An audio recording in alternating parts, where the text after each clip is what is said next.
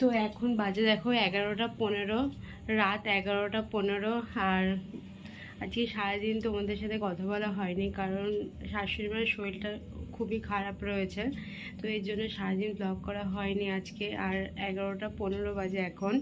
তো দুটো বাচ্চাকে ঘুম পাড়িয়ে রেখে এসে তারপরে এখন রুটিটা করতে আসলাম, কারণ শ্বশুরমশাই তো এসে খাবে আর হাজবেন্ড তো ভাত খায়।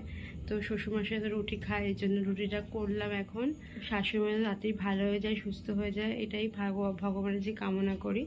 তো দুটো বাচ্চাকে রেখে মানে সারাদিন যে কিভাবে কাটিয়েছি, মানে দুপুরে 2টোর পর থেকে প্রথম ঠিক ছিল, তারপরে ছোট বাচ্চা না, আর তারপরে গরম, যে কীভাবে কাটিয়েছি সেটা আমি নিজেই জানি। একা কোনোদিন এরকম হয়নি যে আমি একা হাতে দুটো বাচ্চাকে নিয়ে আছি।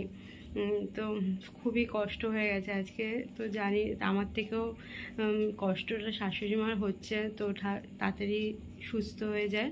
হঠাৎ করে বুকে ব্যথা শুরু হয়েছে, তো তাড়াতাড়ি ভালো হয়ে বাড়িতে আসুক, এটাই কামনা করি।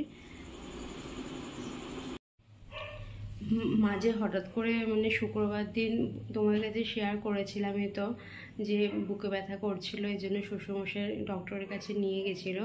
তো সেখানে ইসিজি করেছিল, অল্প একটু ধরা পড়েছিল, কিন্তু আজকে সকালবেলায় আবার একটু ব্যথাটা করছিল। তো নারায়ণীতে ফোন করা হয়েছিল, তো ওখানে বলল যে আজকে তো সানডে, এর জন্য মানে ইমার্জেন্সিতে দেখাতে হবে, কোনো কার্ডিওলজিস্ট বা কোনো স্পেশালিস্ট কেউ কিছু বসবে না। তো তারপরে যে ডক্টরকে দেখানো হয়েছিল তার কাছে আবার নিয়ে যাওয়া হয়েছে, তারপর সেখান থেকে লিখে দিয়েছিল হসপিটালাইজ করতে হবে। তো নারায়ণীতে তারপর নিয়ে যাওয়া হয়েছিল, তো ওখানে সিট পায়নি, তো এখন দিশানে নিয়ে গেছে, সেখানে ভর্তি করা হয়েছে।